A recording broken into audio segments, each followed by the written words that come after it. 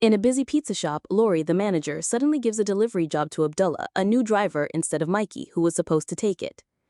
Abdullah delivers the pizza to a woman named Karen, who acts a bit disappointed when they forget to put the special topping in her order.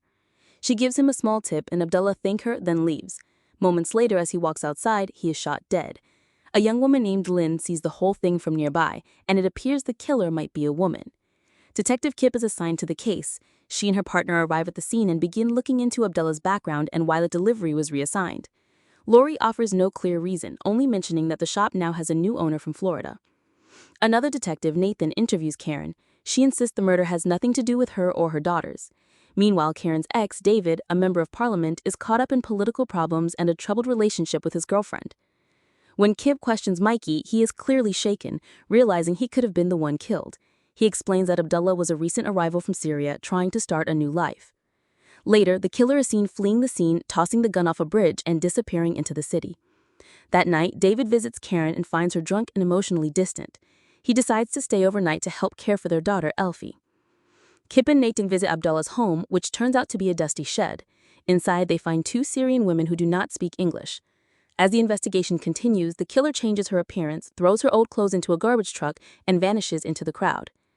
Lynn, who had given the police a fake name, returns home and confesses the truth to her partner, a vicar named Jane.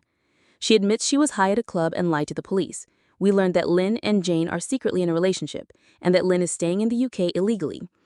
She was afraid to reveal her real identity. Meanwhile, the killer sends a message to someone, job done. The detectives discover that the two women in the shed are Abdullah's sisters and that they have no support system in the UK. Mikey tells the police he genuinely liked Abdullah and is deeply affected by his death.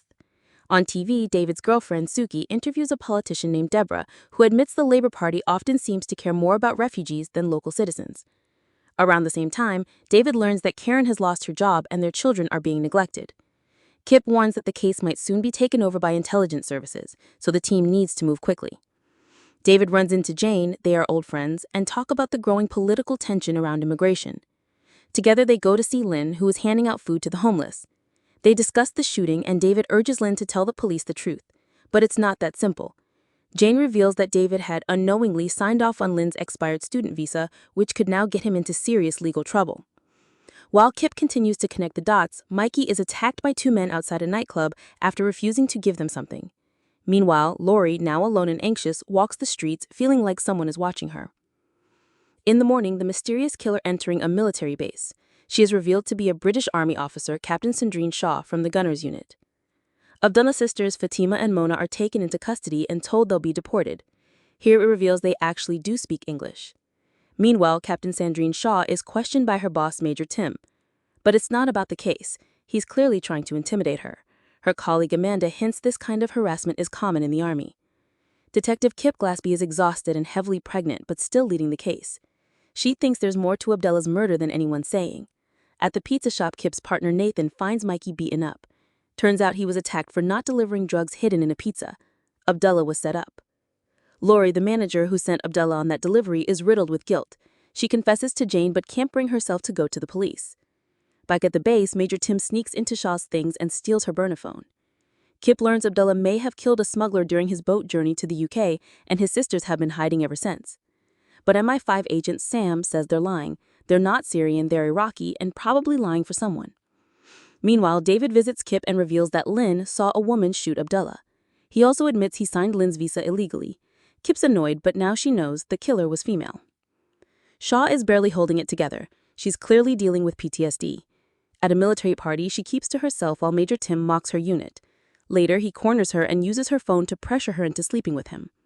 At the same time, Lori is kidnapped, beaten, and dumped in an industrial area. The next day, the police find Lori's body.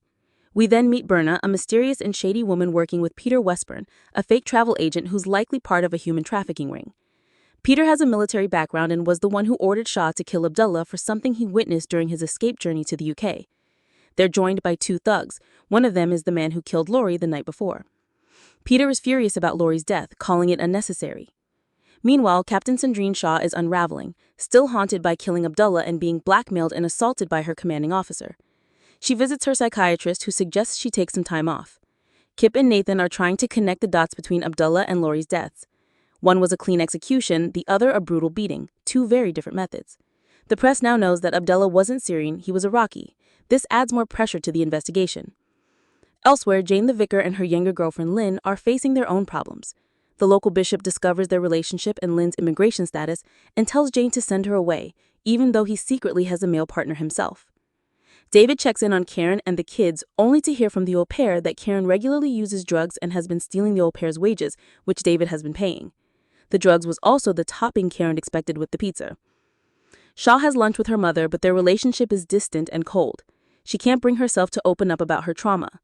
Later, Peter picks her up. He's a close friend of the family and has stepped into a father figure role since her dad and brother died. They walk in the woods and talk. He even offers to take care of her abusive boss. Shaw doesn't say no. She returns to base and quietly packs a bag, including a gun. Meanwhile, Fatima, Abdullah's sister, finally opens up to Kip. She names people tied to the smuggling ring and reveals all the evidence is hidden in a locker at the hotel where she worked.